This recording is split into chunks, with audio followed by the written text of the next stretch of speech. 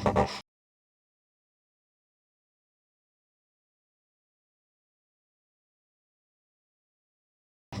प्यारे बच्चों, जैसा कि आपसे सुबह वाली वीडियो में प्रॉमिस किया गया था कि आज से ही कोशिश की जाएगी कि 12th आर्ट्स का 2023 के लिए जो ऑब्जेक्टिव क्वेश्चंस के प्रैक्टिस है वो शुरू कराए जाएंगे आप लोगों के लिए। और पहला चैप्टर आज हम शुरू कर रहे हैं, ये पहला सेट है। पहले सेट का पहला जो हमारा चैप्टर रहेगा वो हड़प्पा सभ्यता और उसके आसपास से रहेगा, क्योंकि बहुत ज़्यादा इंपॉर्टेंट चैप्टर है। चाहे आप कॉम्पिटिटिव एग्ज़ाम्स को ले लें, बोर्ड एग्ज़ाम्स को ले लें, हड़प्पा सभ्यता एक बहुत ही फेवरेट चैप्टर रहता है। तो छोटे छोटे चैप्टर्स हम लोग करने की कोशिश करेंगे। लंबी वीडियो बनाने के बाद जो बच्चा होता है वो भी देखना नहीं चाहता है, और हम लोग के लिए भी बनाना और अपलोड करना मुश्किल होता है। तो बिना समय गंवाए आज हम शुरू कर लेते हैं पहले वीडियो को। और हमारा पहला क्वेश्चन जो हिस्ट्री में रहेगा हड़प्पा सभ्यता से, पहला क्वेश्चन वो रहेगा कि निम्न किस स्थल में कारखाने के पाए जाने से मनकों को बनाए जाने की प्रक्रिया स्पष्ट हो जाती है। 4 ऑप्शन है आपके, राखीगढ़ी, रोपड़, चनहूदड़ो और धौलावीरा। मतलब इन 4 हड़प्पा कालीन सभ्यता के स्थलों से किस स्थल पर एक कारखाना मिला है जिससे यह स्पष्ट हो जाता है कि मनके के बनाए जाने के लिए कारखाने हुआ करते थे। तो हमारा सही आंसर होगा इसमें ऑप्शन नंबर सी, चनहूदड़ो। चनहूदड़ो में कौन कौन सी चीज़ें आपको मिली है? एक तो आपका मनका बनाए जाने की कारखाना जो है चनहूदड़ो से मिला है। उसके अलावे चनहूदड़ो से आपका, अगर आपने किताब में पढ़ा होगा तो बिल्ली का पीछा करते हुए कुत्ते का साक्ष्य मिला है, लिपस्टिक का साक्ष्य मिला है। उसके अलावा कांस्य गाड़ी यानी कि कांसे की एक गाड़ी मिली है, वक्राकार ईंटें मिली है। उसके अलावा कंघा वगैरह मिला है वहाँ पे, 3 घड़ियालों तथा 2 मछलियों के अंकन वाली मुद्रा वगैरह मिली है, काजल मिली है, पाउडर इत्यादि, यानी कि जो स्त्रियों की साज सज्जा का जो सामान होता है वो वहाँ पे मिला है। तो चनहूदड़ो में ये इतनी सारी चीज़ें मिली है। इम्पॉर्टेंट क्या है? मनका बनाए जाने का कारखाना इम्पॉर्टेंट है जो चनहूदड़ो में आपको मिला है। ठीक है। दूसरा क्वेश्चन हमारा है कि हड़प्पा की बस्तियों से 2000 से अधिक मोहरें पाई गई है। ये बनी होती है किस चीज़ की बनी होती है? तो सिंपल सा आपको याद रखना है कि हड़प्पा कालीन सभ्यता में जो भी मोहरें पाई गई है वो किस चीज़ की बनी होती है? तो सेल खड़ी की बनी होती है। सेल खड़ी एक सफ़ेद पत्थर के जैसा होता है। तो हड़प्पा कालीन सभ्यता में हड़प्पा की बस्तियों से जो मोहरें पाई गई है वो किसकी बनी होती है? तो सेल खड़ी की बनी होती है। और करेक्ट ऑप्शन है ऑप्शन नंबर डी। तीसरा क्वेश्चन है हमारा कि निम्न किस स्थल में खांचेदार खेत के प्रमाण मिले हैं? देखिए, थोड़ा सा घुमा के पूछा गया है। अक्सर हमसे पूछा जाता है कि जुते हुए खेत के प्रमाण कहाँ से मिले हैं, यानी कि जोता गया खेत कहाँ पर मिला है। तो आपको आंसर पता होगा कि कालीबंगा में जुता हुआ खेत मिला है। जुते हुए खेत की जगह ये जो नया वर्ड है इसको यूज़ किया है, ये कि खांचेदार खेत के प्रमाण। खांचेदार खेत के प्रमाण जो है वो कहाँ पे मिले हैं? तो खांचेदार खेत के प्रमाण आपको मिले हैं। आपको पता है कि जुते हुए खेत के प्रमाण कहाँ मिले हैं? खांचेदार खेत या जुते हुए खेत एक ही बात है। तो ये आपको मिला है कालीबंगा, सी हमारा सही ऑप्शन है। 4 नंबर हम देखेंगे, हड़प्पा वासियों द्वारा कृषि फसलें थी। तो हड़प्पा सभ्यता में हम जब भी बातें करते हैं तो सबसे पहले बात किसकी होती है? जौ की बात होती है, तिल की बात होती है और गेहूं की बात होती है। चावल बहुत बाद की बात है। हड़प्पा कालीन सभ्यता में जितना भी हम पढ़ते हैं उसमें चावल का वर्णन नहीं आता है। यही 3 जो है, गेहूँ, जौ और तिल, ये इम्पॉर्टेंट फसल है, जो अनाज है जो हड़प्पा सभ्यता में पाई जाती थी। तो हड़प्पा वासियों द्वारा कृषि फसलें, यानी हड़प्पा वासी जो होते थे वो कौन सी फसलें उगाते थे? तो वो हो गया गेहूँ, जौ और तिल। ठीक है। 5वां है हमारा, हड़प्पा सभ्यता में पाई गई मोहरें आमतौर पर किस प्रकार की बनी होती थी? तो ये चतुर्भुजाकार या चौकोराकार होती थी। ठीक है, चौकोर आकार की होती थी। और किस चीज़ की बनी होती थी? तो सेल खड़ी की बनी होती थी। आकार में कैसी होती थी? तो चौकोर होती थी। और बनी किस चीज़ की होती थी? तो सेल खड़ी की बनी होती थी। अगला क्वेश्चन है हमारा, हड़प्पा निवासी पूजा करते थे। तो हमको पता है कि हड़प्पा सभ्यता जो थी एक मातृसत्तात्मक टाइप की सभ्यता थी। तो हड़प्पा निवासी पूजा करते थे, किसकी पूजा करते थे? मातृदेवी की पूजा करते थे। तो हड़प्पा निवासी मातृदेवी की पूजा करते थे। और महिलाओं का स्थान उस समय काफ़ी उच्च माना जाता था। ठीक है, तो इससे हम याद रखेंगे कि हड़प्पा के निवासी जो है मातृदेवी की पूजा करते थे। 7वां क्वेश्चन है हमारा, हड़प्पा सभ्यता में शव यानी कि जो लाशें होती थी वो साधारणतः किस दिशा में रखकर दफनाए जाते थे? मतलब लाशों को दफनाया जाता था सबसे पहले। तो ये यहाँ से आपको पता चल जा रहा है कि हड़प्पा सभ्यता में लाशों को क्या किया जाता था? दफनाया जाता था। तो दफनाया जाता था तो किस दिशा में दफनाया जाता था? तो साधारणतः उत्तर दक्षिण दिशा में रखकर दफनाया जाता था। हड़प्पा सभ्यता में शव यानी कि लाशों को साधारणतया उत्तर दक्षिण दिशा में रखकर दफनाया जाता था। हड़प्पा कहाँ पर स्थित है? तो हड़प्पा और मोहनजोदड़ो जो दोनों हैं वो वर्तमान पाकिस्तान में स्थित है। हड़प्पा नगर जो है वो रावी नदी के बाएं तट पर है और मोहनजोदड़ो जो है वो सिंधु नदी के दाहिनी तट पर है। और वर्तमान जो डिवीज़न है, वर्तमान बॉर्डर के अनुसार, वर्तमान सीमाओं के अनुसार जो है हड़प्पा और मोहनजोदड़ो दोनों पाकिस्तान में आते हैं। ठीक है। हड़प्पा टीले का उल्लेख सर्वप्रथम, अगला क्वेश्चन है हमारा, हड़प्पा टीले का उल्लेख सर्वप्रथम 1826 ईस्वी में किसने किया? तो ये चार्ल्स मेसन ने किया। चार्ल्स मेसन थे कौन? तो चार्ल्स मेसन ब्रिटिश आर्मी का कहा जाए, ब्रिटिश सेना का एक भगोड़ा था जो किसी वजह से अपनी सेना को छोड़कर भाग गया था और भाग के पश्चिम दिशा की ओर चला गया था। तो जाते जाते वो पहुंच गया रावी नदी के तट पर। वहाँ पे उसने हड़प्पा टीले को देखा और उसका उल्लेख सबसे पहले इसी ने किया था, चार्ल्स मेसन ने। और कौन था? एक भगोड़ा सैनिक था ये। 10वां, हड़प्पा सभ्यता में प्राप्त अवतल चक्की, चक्की यानी कि जो आटा वगैरह पीसते हैं, पहले घरों में होती थी, जो पत्थर की बनी होती थी। तो इस पर किस पुरातत्वविद ने प्रकाश डाला? पुरातत्वविद उसको कहते हैं या पुराविद उसको कहते हैं जो पुरानी चीज़ों की खुदाई और उससे संबंधित चीज़ों से संपर्क रखते हैं। जैसे आर्कियोलॉजी जो एक विषय होता है जो पुरानी चीज़ों की खुदाई से रिलेटेड, और ये जितने भी सभ्यता वाले स्थल निकलते हैं जो हज़ारों हजार साल पुरानी चीज़ों के बारे में जो पढ़ाई होती है और उसके विषय के जो एक्सपर्ट होते हैं उनको क्या कहा जाता है? पुराविद या पुरातत्वविद। तो किस पुरातत्वविद ने हड़प्पा सभ्यता में प्राप्त अवतल चक्की पर प्रकाश डाला है? तो इनका नाम है अर्नेस्ट मैके। अर्नेस्ट मैके ने जो अवतल चक्कियाँ होती थी सिंधु घाटी सभ्यता में, उस पर प्रकाश डाला है। अगला क्वेश्चन है हमारा, धौलावीरा किस राज्य में है? बहुत आसान सा क्वेश्चन है। धौलावीरा गुजरात में है। गुजरात में एक और हड़प्पा कालीन बहुत इंपॉर्टेंट नगर है जिसका नाम क्या है? लोथल। लोथल से आपको क्या मिला है? बंदरगाह का प्रमाण मिला है। और लोथल किस नदी के तट पर है? तो लोथल भोगवा नदी के तट पर है। और धौलावीरा भी साथ ही साथ वर्तमान गुजरात राज्य में जो पड़ता है। ठीक है। और ये क्वेश्चन 2022 में पूछा हुआ है। देखिए यहाँ पे 2022 में ये क्वेश्चन जो है वो पूछा हुआ है। नेक्स्ट क्वेश्चन है, पुरातत्व के अंतर्गत निम्न में से कौन एक नहीं आता है? ये 2020 में पूछा है और फिर 2022 में पूछा है एनुअल एग्जाम में।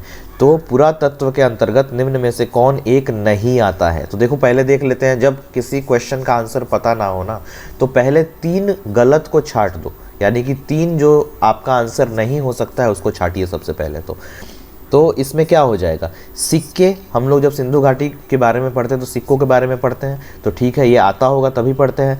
भगवनाशेष, भगवनाशेष का मतलब होता है भग्नावशेष, भग्नावशेष इसका मतलब होता है जो टूटा हुआ खंडहर टाइप का जो हमको मिलता है ना, टूटा फूटा, भग्न मतलब टूटा हुआ अवशेष, जो टूटा हुआ अवशेष मिलता है उसको कहते हैं भग्न अवशेष या भग्नावशेष। ठीक है। तो ये भी होता है। अभिलेख वगैरह जो है वो भी मिलता है। अभिलेखों को कभी पढ़ा जा सकता है, कभी कभी ऐसा होता है कि जो अभिलेख मिलते हैं उसको पढ़ा नहीं जा सका। अशोक के समय में जो अभिलेख मिले हैं उसको पढ़ा जा सका है, लेकिन सिंधु घाटी सभ्यता के समय में जो अभिलेख मिले हैं वो पढ़े नहीं जा सके हैं। तो ये भी मिलता है। तो हमारा क्वेश्चन क्या है कि पुरातत्व के अंतर्गत निम्न में से कौन एक नहीं आता है? तो ये हो जाएगा साहित्य। साहित्य जो है वो इतिहास के अंतर्गत आता है, पुरातत्व के अंतर्गत साहित्य जल्दी नहीं आता है। ठीक है। अगला क्वेश्चन हमारा, चलते हैं मोहनजोदड़ो का शाब्दिक मतलब। बहुत आसान क्वेश्चन और 2021 के एनुअल एग्जाम में ये आपका पूछा हुआ है, 2021 बोर्ड में ये पूछा हुआ है कि मोहनजोदड़ो का शाब्दिक अर्थ क्या है? तो मोहनजोदड़ो का शाब्दिक अर्थ है मृतकों का टीला। मृतकों का टीला क्या अर्थ है? मोहनजोदड़ो का शाब्दिक अर्थ है मृतकों का टीला, यानी कि शवों, लाश का ढेर, मृतकों का टीला। ठीक है। भारतीय पुरातत्व का पिता किसे कहा जाता है? तो भारतीय पुरातत्व का पिता कहा जाता है अलेक्जेंडर कनिंघम को। ये एक ब्रिटिश इंजीनियर थे और जब अंग्रेज़ों का शासनकाल चल रहा था, ये उसी समय ब्रिटिश जो कंपनी थी, ईस्ट इंडिया कंपनी जो थी, उनमें ये एक इंजीनियर थे और बाद में चलकर इनको जो आर्कियोलॉजिकल डिपार्टमेंट जो बनाया गया था उनका इनको हेड बनाया गया था। तो सबसे इम्पॉर्टेंट ये रहेंगे, भारतीय पुरातत्व का पिता, भारतीय पुरातत्व का जनक कहा जाता है अलेक्जेंडर कनिंघम को कहा जाता है। ठीक है। तो ऑप्शन हो जाएगा आपका बी। 15 नंबर क्वेश्चन है, सिंधु सभ्यता को किस श्रेणी के अंतर्गत रखा जाता है? सिंधु सभ्यता को किस श्रेणी के अंतर्गत रखा गया है? तो सिंधु सभ्यता को आद्य ऐतिहासिक श्रेणी के अंदर रखा गया है, क्योंकि आद्य ऐतिहासिक काल में ऐसे काल के बारे में बात होती है जिसके बारे में अवशेष मिलते हैं और उस काल की लिपि भी मिलती है, जो पुरातात्विक प्रमाण है वो भी मिलती है और लिपि भी मिलती है। लेकिन लिपि जब पढ़ी नहीं जा सकती है, वैसे काल के जो भी घटनाएं होंगी उसको हम किसके अंदर रखेंगे? आद्य ऐतिहासिक काल के अंदर रखेंगे, क्योंकि सिंधु घाटी सभ्यता में हमको पता है लिपि मिली तो है लेकिन उसको अभी तक पढ़ा नहीं जा सका है, इसलिए सिंधु घाटी सभ्यता को किस श्रेणी के अंतर्गत रखेंगे? आद्य ऐतिहासिक काल की श्रेणी के अंतर्गत रखेंगे। अगला इंपॉर्टेंट क्वेश्चन है, राखालदास बनर्जी को मोहनजोदड़ो के अवशेष किस वर्ष मिले? और देखिए कितनी बार ये पूछा हुआ है, 2009, 2013, 2020 और 2021, 4 बार पूछा हुआ है। ठीक है, संभावना है इस बार भी पूछते। इजी क्वेश्चन है, इसका सही आंसर होगा 1922। राखालदास बनर्जी को मोहनजोदड़ो के अवशेष मिले थे 1922 में और दयाराम साहनी को हड़प्पा के अवशेष मिले थे इससे ठीक 1 साल पहले 1921 में। ठीक है, एक और इम्पॉर्टेंट क्वेश्चन, सिंधु घाटी सभ्यता में विशाल स्नानागार के अवशेष कहाँ से प्राप्त हुए हैं? वृहद से स्नानागार कहे, विशाल स्नानागार कहे, एक ही बात है। और देखिए कितनी बार पूछा है, 2009, 2013, 2015, 2016, 17, 19, 21 और 22 लगातार पूछा है। और इसका आंसर आप बता दीजिएगा मोहनजोदड़ो।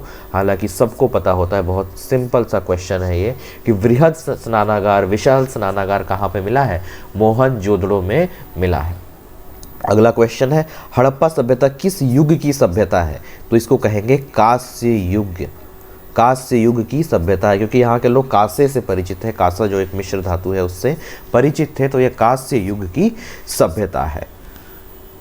इसको आप लोग ताम्र युग से कंफ्यूज मत कीजिएगा। ताम्र पाषाण युग अलग होता है, जो नव पाषाण काल का जो लेटर पार्ट है, बाद का पार्ट है, उसको कहा जाता है ताम्र पाषाण युग। तो ताम्र युग इसको मत कहिएगा, ये होता है कांस्य युग। कभी कभी कंफ्यूज करने के लिए दे देगा ताम्र युग और सुनने में एक जैसा लगता है। तो सिंधु घाटी की सभ्यता जो है वो कांस्य युग है, ताम्र युग नहीं, यानी तांबा का युग नहीं है, कांसा का युग है।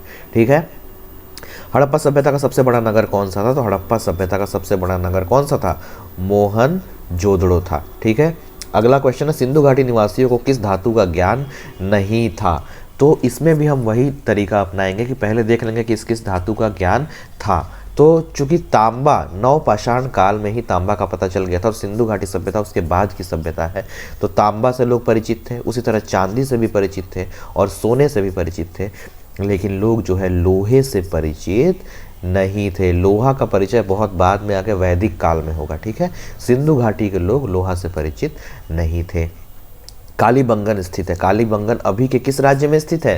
राजस्थान में स्थित है। क्या कालीबंगन, इसका कालीबंगन का अर्थ क्या होता है? काले रंग की चूड़िया। ये आपने क्लास में पढ़ा होगा कि कालीबंगन का अर्थ होता है काले रंग की चूड़िया। और कालीबंगन किस लिए फेमस है? क्योंकि कालीबंगन में जुते हुए खेत के प्रमाण मिले हैं। अभी पिछले ही पेज पे हमने पढ़ा कि कालीबंगा में जुते हुए खेत के प्रमाण या खांचेदार खेत के प्रमाण कहाँ से मिले हैं? कालीबंगा से मिले हैं। तो उसी कालीबंगा कहिए, कालीबंगन कहिए, एक ही बात है। ठीक है, अलग अलग किताब में अलग अलग दिया रहता है। ठीक है, तो कालीबंगन स्थित है राजस्थान में। हड़प्पा किस नदी के किनारे स्थित है? तो अभी मैंने बताया कि मोहनजोदड़ो जो है वो सिंधु नदी के दाहिनी तट पर है और हड़प्पा रावी नदी के बाईं तट पर स्थित है। कौन सा शहर?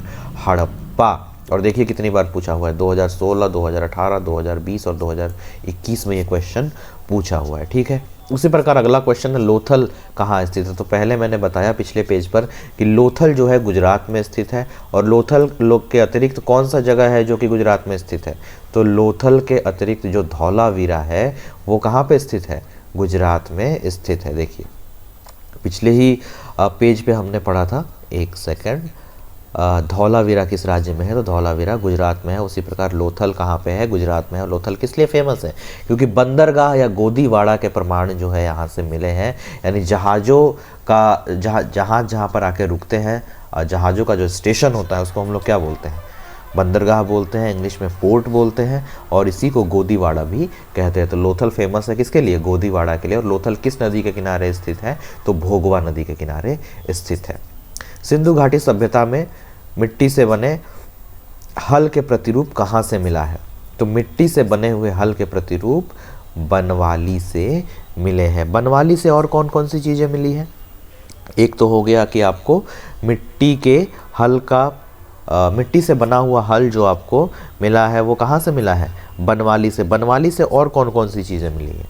तो एक तो मिट्टी का हल हो गया, दूसरा हो गया सड़कों पर बैलगाड़ी के पहिए का साक्ष्य मिला है बनवाली से, और एक और कोई चीज़ मिली है जो मुझे अभी याद नहीं आ रही है।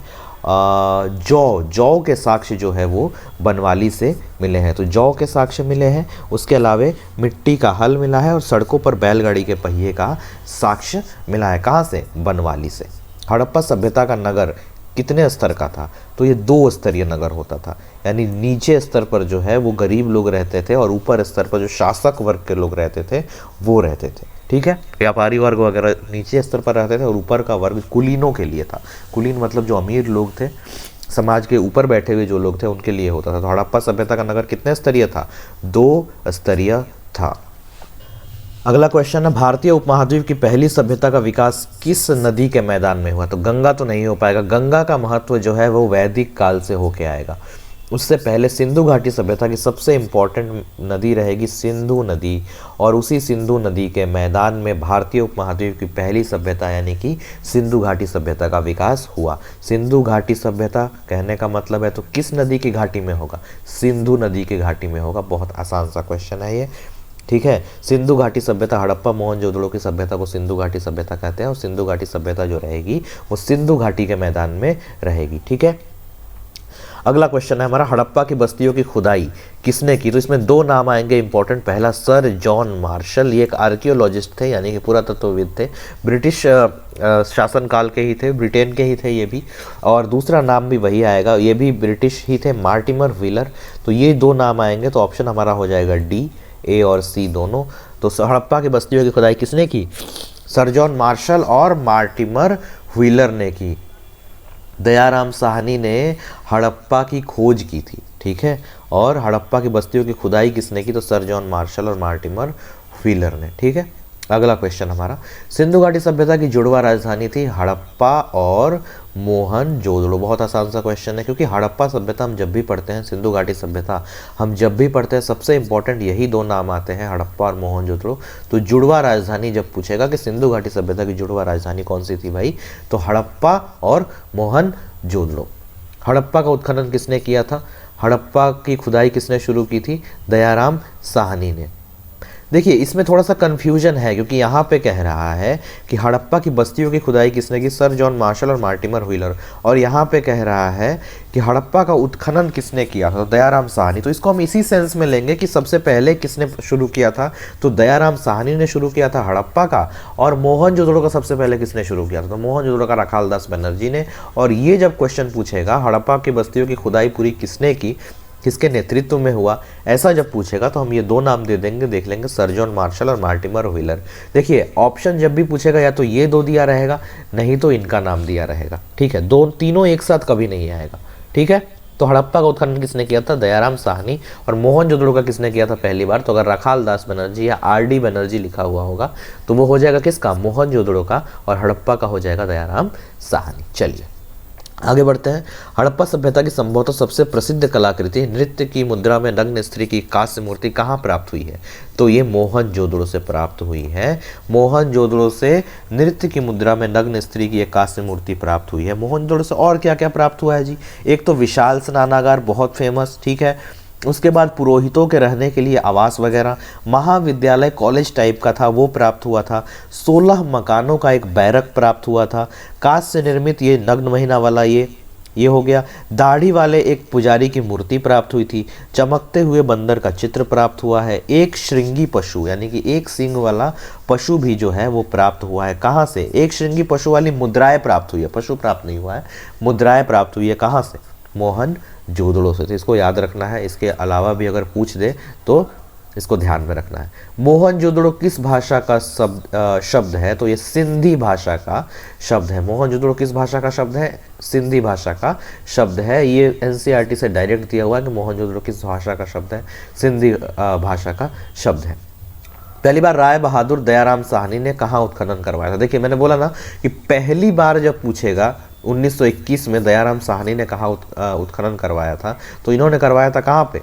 हड़प्पा में, पहली बार। यानी कि दयाराम साहनी, इनका पूरा नाम था राय बहादुर दयाराम साहनी। राय बहादुर एक पदवी होती थी जो अंग्रेज इंडियंस को दिया करते थे, राय बहादुर की पदवी, ठीक है। तो दयाराम साहनी ने 1921 में कहाँ उत्खनन करवाया था? तो हड़प्पा में उत्खनन करवाया था। और मोहनजोदड़ो में उत्खनन किसने करवाया था? रखालदास बनर्जी ने करवाया था। और कब करवाया था? 1922 में करवाया था। निम्नलिखित हिंदू देवताओं में से कौन सा सैंधव सभ्यता के प्रमुख देवता थे? तो ये शिव होगा। यहाँ नटराज की मूर्ति या पशुपति की मूर्ति आपको सुनने को मिलेगा बुक में कि पशुपति की मूर्ति प्राप्त हुई है। तो पशुपति किसको कहा जाता है? शिव जी को कहा जाता है पशुपति। तो हिंदू देवताओं में से कौन से सैंधव सभ्यता के प्रमुख देवता थे? तो ये हो जाएंगे शिव जी, ठीक है। अगला क्वेश्चन, सिंधु घाटी सभ्यता किसके समकालीन नहीं मानी जाती? देखिए इसमें फिर 4 ऑप्शन है और चारों सुनने में एक जैसा लग रहा है। तो आप याद रखिएगा कि चीन, मेसोपोटामिया और मिस्र। मेसोपोटामिया जो है आधुनिक जो इराक के आसपास का एरिया है उसको कहा जाता है मेसोपोटामिया। और मिस्र जो होता है आधुनिक इजिप्ट जो देश है उसको कहा जाता है मिस्र। वैसे मिस्र भी कहा जाता है लेकिन उसका आधुनिक नाम है इजिप्ट और इसकी राजधानी है कायरो। इसको हिंदी में काहिरा भी कहा जाता है। तो मिस्र की सभ्यता, मेसोपोटामिया की सभ्यता और चीन की सभ्यता के समकालीन है। और किसके समकालीन नहीं है? क्रीट की सभ्यता के समकालीन नहीं है। ऑप्शन याद रखिएगा, क्रीट की सभ्यता के समकालीन नहीं है। ये क्वेश्चन अभी तक पूछा नहीं गया है लेकिन हो सकता है कि पूछते। बनवाली किस राज्य में स्थित है? तो बनवाली जो है वो हरियाणा में स्थित है, वर्तमान हरियाणा में स्थित है। कौन सा शहर? हड़प्पा कालीन शहर बनवाली जो है वर्तमान हरियाणा में स्थित है। अभी हमने आगे पढ़ लिया लोथल कहाँ स्थित है। लोथल जो है गुजरात में स्थित है। उसके अलावा हड़प्पा कहाँ स्थित है? तो पाकिस्तान में। मोहनजोदड़ो कहाँ स्थित है? पाकिस्तान में, ये हमने पहले ही पढ़ लिया। लोथल आपका गुजरात में है, चनहुदड़ो आपका देखा जाए तो पाकिस्तान में है। और कालीबंगा जो है ये राजस्थान में है। राखी गढ़ी हरियाणा में है। कोट दीजी पाकिस्तान में है, आप नोट भी कर सकते हैं इसको। बनावली जो है वो हरियाणा में है। रोपड़ जो है पंजाब में है। रंगपुर गुजरात में है। आलमगीरपुर उत्तर प्रदेश में है। सुतका गेंडोर ये बलूचिस्तान पाकिस्तान में है। मांडा जो है जम्मू कश्मीर में है। सूतका गोह जो है ये बलूचिस्तान जो कि पाकिस्तान में है वहाँ पे है। और सुरकोटदा गुजरात में है। तो ये सारे नाम इंपॉर्टेंट नाम है, इसको आप याद कर सकते हैं। अगर आपको लिखना है तो आप वीडियो को बैकवर्ड करके फिर से लिख सकते हैं, ठीक है। कालीबंगन किस नदी के किनारे बसा हुआ है? तो कालीबंगन घाघर लिखा हुआ है, इसको घग्गर भी कहते हैं। आपको कहीं कहीं बुक में घग्गर लिखा हुआ मिलेगा और घाघर एक ही इसी नदी का नाम है। कालीबंगन किस नदी के किनारे बसा है? तो घाघर नदी के किनारे बसा है या घग्गर नदी के किनारे बसा है। कलकत्ता में एशियाटिक सोसाइटी की स्थापना किसने की? तो इन्होंने की थी विलियम जोन्स ने की थी। इन्होंने कोलकाता में एशियाटिक सोसाइटी की स्थापना की थी। और कभी अगर आपसे पूछ देगा कि कब किया था तो ये एशियाटिक सोसाइटी की जो स्थापना हुई थी ये हुई थी 1784 में। जैसे माउस से लिखना बड़ा मुश्किल होता है लेकिन 1784 में इन्होंने स्थापना की थी विलियम जोन्स ने। किसकी स्थापना की थी? विलियम जोन्स ने एशियाटिक सोसाइटी की स्थापना की थी। और कहाँ पे की थी? कलकत्ता में विलियम जोन्स ने एशियाटिक सोसाइटी की स्थापना की थी 1784 में। हड़प्पा सभ्यता का प्रशासन कैसा था? तो एक नगर पालिका के जैसा प्रशासन होता है। जैसे नगर पालिका में सभापति होते हैं, चेयरमैन कहते हैं, उसी तरह वहाँ पे भी सभापति वगैरह हुआ करते थे। तो हड़प्पा सभ्यता का प्रशासन था किसके जैसा? नगर पालिका के जैसा प्रशासन था। सिंधु घाटी सभ्यता में गोदीवाड़ा कहाँ से मिला है? मैंने अभी बता दिया है पीछे। गोदीवाड़ा मतलब होता है बंदरगाह यानी कि पोर्ट, जहाँ पर जहाज आके रुकते हैं, सामान उतरता है, सामान वहाँ पे लदता है, फिर विदेशों की तरफ चला जाता है। तो ये है कहाँ पे? लोथल में। लोथल में क्यों होगा जी? क्योंकि लोथल गुजरात में है और गुजरात के बाएं तट पर अगर आप मैप में देखेंगे तो अरब सागर है। वहाँ से यूरोप या फिर अफ्रीका वगैरह से व्यापार बड़े आराम से कर सकते हैं। तो सिंधु घाटी सभ्यता में गोदीवाड़ा कहाँ मिलेगा? गोदीवाड़ा मिलेगा गुजरात वगैरह में। और गुजरात के आसपास कौन सा शहर था उस समय सिंधु घाटी सभ्यता का? लोथल। ये वर्तमान अहमदाबाद जिले में पड़ेगा लोथल। और यहाँ पर गोदीवाड़ा के प्रमाण मिले हैं, बंदरगाह के प्रमाण मिले हैं, ठीक है। मोहनजोदड़ो किस नदी के किनारे स्थित है? मैंने थोड़ी देर पहले बताया था कि सिंधु नदी के दाहिनी तट पर स्थित है मोहनजोदड़ो। ऑप्शन रहेगा आपका सही आंसर डी। मोहनजोदड़ो किस नदी के किनारे स्थित है? तो आंसर है आपका सिंधु नदी। अगला क्वेश्चन है, हड़प्पा सभ्यता भारत के किस भाग में विकसित हुई थी? तो हड़प्पा सभ्यता जो विकसित हुई थी ना, वो पश्चिम और उत्तर में हुई थी, क्योंकि आप देख रहे हैं कि पाकिस्तान का जो इलाका है, जो हड़प्पा और मोहनजोदड़ो नगर है, वो पाकिस्तान में, आप अगर भारत का मैप एक बार अच्छी तरीके से खोल के देखेंगे तो पाकिस्तान आपको किधर पड़ेगा? उत्तर पश्चिम कोने की ओर पाकिस्तान पड़ेगा। राजस्थान और पंजाब का बॉर्डर टच करेगा आपका कहाँ से? पाकिस्तान से। और सिंधु घाटी सभ्यता के भी अधिकांश स्थल वहाँ पाए गए हैं, फिर राजस्थान में पाए गए हैं। थोड़ा सा हरियाणा उत्तर प्रदेश को टच करते हुए आप अगर मैप में नीचे की तरफ आएंगे तो गुजरात की तरफ और हल्का सा महाराष्ट्र में भी आपको मिलेगा। तो पश्चिमोत्तर इलाका जो है वहाँ पे मिलेगा आपको। हड़प्पा सभ्यता भारत के किस भाग में विकसित हुई? तो विकसित कहाँ से हुई थी? हड़प्पा और मोहनजोदड़ो से। तो वो भाग कहाँ पे है? अभी पाकिस्तान में है, लेकिन उस समय कहाँ पे था? भारत में था। तो भारत के पश्चिमोत्तर भाग में जो है हड़प्पा सभ्यता विकसित हुई थी। और अंतिम क्वेश्चन है हमारा आज का, लोथल किस नदी के किनारे स्थित है? तो मैंने थोड़ी देर पहले बताया भी है, लोथल जो है भोगवा नदी के किनारे स्थित है। लोथल किस नदी के किनारे स्थित है? तो भोगवा नदी के किनारे स्थित है। तो ऐसे ही करते करते एक एक सेट हम लोग डेली कर लेंगे।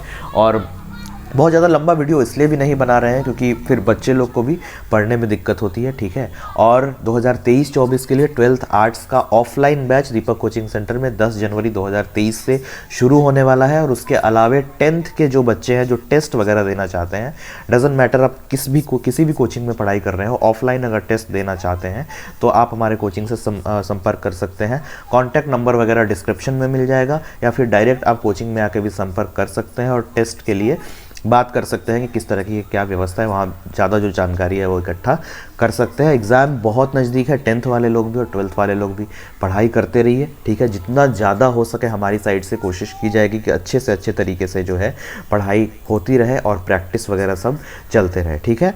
तो बस पढ़ाई करते रहिए। ऑल द बेस्ट आपको आपके एग्ज़ाम के लिए। और हमारी तरफ से जितना हो सकेगा हम लोग कोशिश करेंगे कि बेहतर से बेहतर चीज़ें ऑफलाइन ऑनलाइन दोनों माध्यम से उपलब्ध कराते रहें। बहुत बहुत धन्यवाद।